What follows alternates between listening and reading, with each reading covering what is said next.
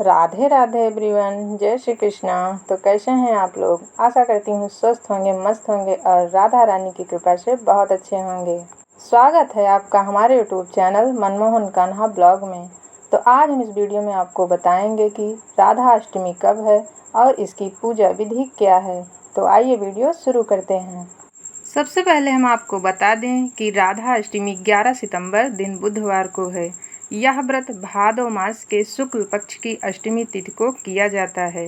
राधा अष्टमी कृष्ण जन्माष्टमी के ठीक 15 दिन बाद आती है। यह व्रत 3 प्रकार से किया जाता है।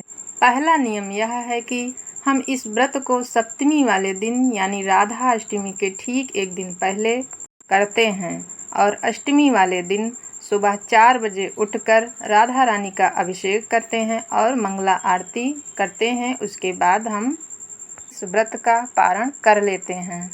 और दूसरा नियम यह है कि हमें इस दिन राधा अष्टमी वाले दिन में आधे दिन तक ही व्रत करना होता है और दोपहर में 12 बजे तक राधा रानी का अभिषेक करके उनकी पूजा आरती करके व्रत का पारण किया जाता है। तीसरे नियम में हमें यह व्रत अष्टमी वाले दिन पूरा दिन व्रत करना होता है। अष्टमी वाले दिन दोपहर 12 बजे राधा रानी का अभिषेक और पूजन करने के बाद हमें सारा दिन फलाहार से ही व्रत करना होता है और रात्रि में चंद्रमा को अर्घ देने के बाद इस व्रत का पारण किया जाता है। तो इस तरह से हमने व्रत करने के आपको 3 नियम बता दिए हैं। अब आप इनमें से अपनी सुविधा के अनुसार व्रत कर सकते हैं। राधा अष्टमी का व्रत करने के लिए इस दिन हमें ब्रह्म मुहूर्त में उठकर सबसे पहले व्रत का संकल्प करना चाहिए।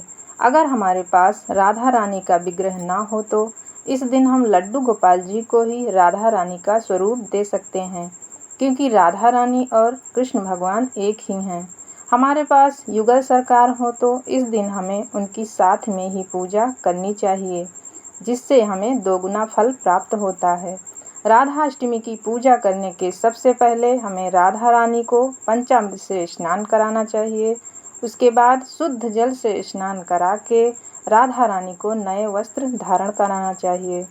इस दिन हमें राधा रानी को नीले कलर के वस्त्र धारण कराना चाहिए, क्योंकि नीला कलर राधा रानी को बहुत पसंद है। इसके बाद हम राधा रानी का श्रृंगार करेंगे और उस दिन हमें राधा रानी को उपहार स्वरूप बांसुरी जरूर देनी चाहिए और 16 श्रृंगार भी अर्पित करना चाहिए, जिससे हमें सौभाग्य की प्राप्ति होती है। फिर हम अपने मंदिर में एक कलश स्थापित करेंगे और उसकी भी पूजा अर्चना करेंगे।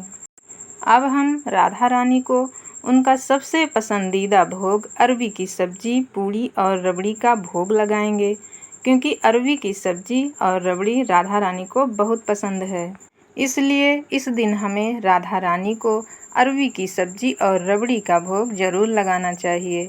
हम अपनी सुविधा अनुसार फल और मिठाइयों का भी भोग लगा सकते हैं। इसके बाद हम राधा रानी की आरती करेंगे और साथ में कृष्ण भगवान की भी आरती जरूर करेंगे।